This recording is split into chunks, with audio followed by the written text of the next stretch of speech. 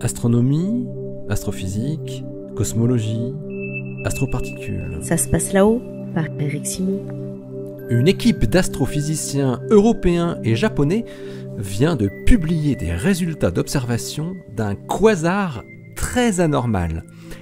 Situé à seulement 1,6 milliard d'années après le Big Bang, le trou noir supermassif qui l'anime a déjà une masse de 25 milliards de masses solaires, tandis que sa galaxie hôte possède très peu de gaz et très peu d'étoiles, 16 fois moins qu'attendu pour une telle masse. Une étude parue dans The Astrophysical Journal. Ce n'est pas la première fois que l'on trouve un trou noir supermassif, ou plutôt ultramassif, très tôt dans l'histoire cosmique. On se souvient du cas assez dingue de J0100 plus 2802, mis en évidence en 2015, avec ses 12 milliards de masses solaires seulement 800 millions d'années après le Big Bang. Celui d'aujourd'hui est appelé J1639 plus 2824.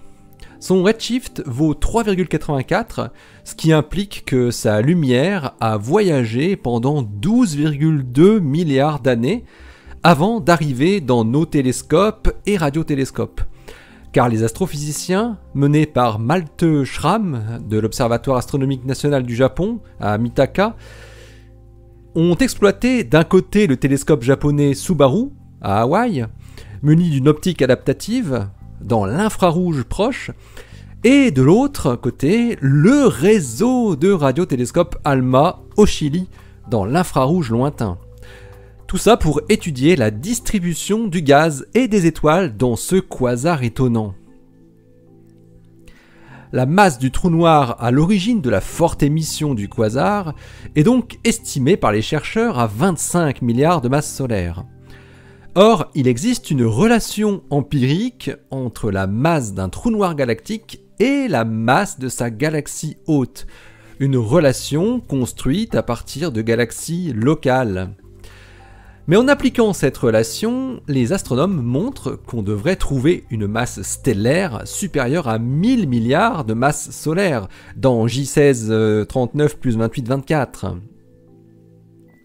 Et le télescope Subaru ne parvient pas à détecter la lumière des étoiles de cette galaxie très active, ce qui fournit une limite supérieure pour la masse d'étoiles présentes. Elle serait inférieure à 63 milliards de masses solaires, soit 16 fois moins que ce que prédit la relation théorique. Les observations de l'émission du monoxyde de carbone par ALMA a permis aux chercheurs d'estimer en outre quelle est la masse d'hydrogène moléculaire présente. Ils trouvent une valeur de 4,5 milliards de masses solaires, presque ridicule. Et ils en déduisent également la masse dynamique dans un rayon de 450 parsecs autour du trou noir, soit 1500 années-lumière, et qui donne 40 milliards de masses solaires. Cela indique que le trou noir à lui seul fait 60% de la masse dynamique. Ces données sur la masse de gaz moléculaire et la masse dynamique, obtenues avec ALMA, permettent aussi à Schramm et ses collaborateurs d'en déduire la masse des étoiles. Le résultat est cohérent, mais encore plus contraignant que celui obtenu avec Subaru. La masse en étoiles serait inférieure à 15 milliards de masses solaires. Alors résumons, nous avons un quasar situé très tôt dans l'histoire de l'univers, à 1,6 milliard d'années après le Big Bang, dont le trou noir fait 25 milliards de masses solaires. Sachant que les premières étoiles et galaxies apparaissent environ 500 millions d'années après la singularité initiale.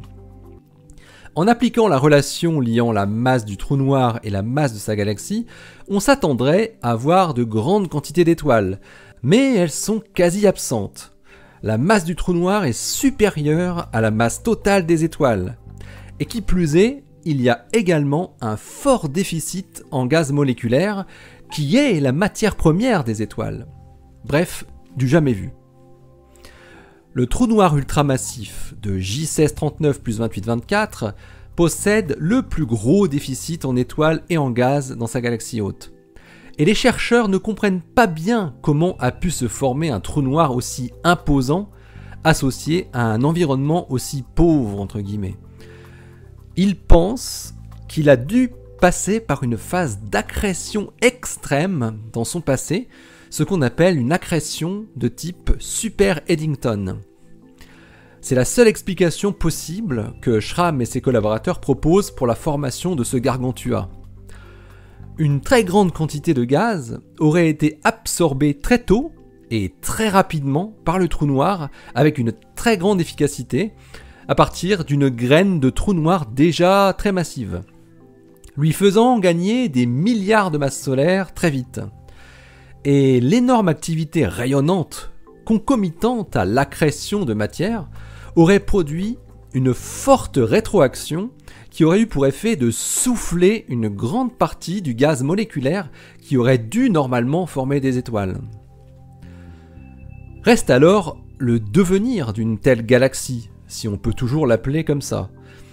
Étant donné que le trou noir est actif, il accrète toujours du gaz. De nouvelles étoiles auront donc autant de mal à s'y former dans le futur. Il est donc probable qu'une telle galaxie conservera plus ou moins son ratio masse de trou noir sur masse galactique. Mais alors, comment se fait-il qu'on n'observe pas de tels ratios dans les galaxies proches, les galaxies locales ? Comment un tel objet a-t-il évolué jusqu'à aujourd'hui ? À cette question, les spécialistes répondent probablement en fusionnant à un moment donné avec une vraie galaxie pleine d'étoiles et de gaz. L'article de Malte Schramm et ses collaborateurs est paru dans The Astrophysical Journal 881, daté du 22 août 2019, et il porte un titre étonnant qui dit « Catastrophic failure to build a massive galaxy around a supermassive black hole at Z equal 3.84 ».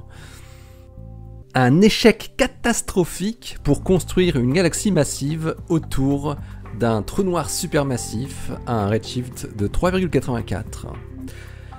Allez, d'ici la prochaine, portez-vous bien, restez bien les yeux vers le ciel et les pieds sur terre.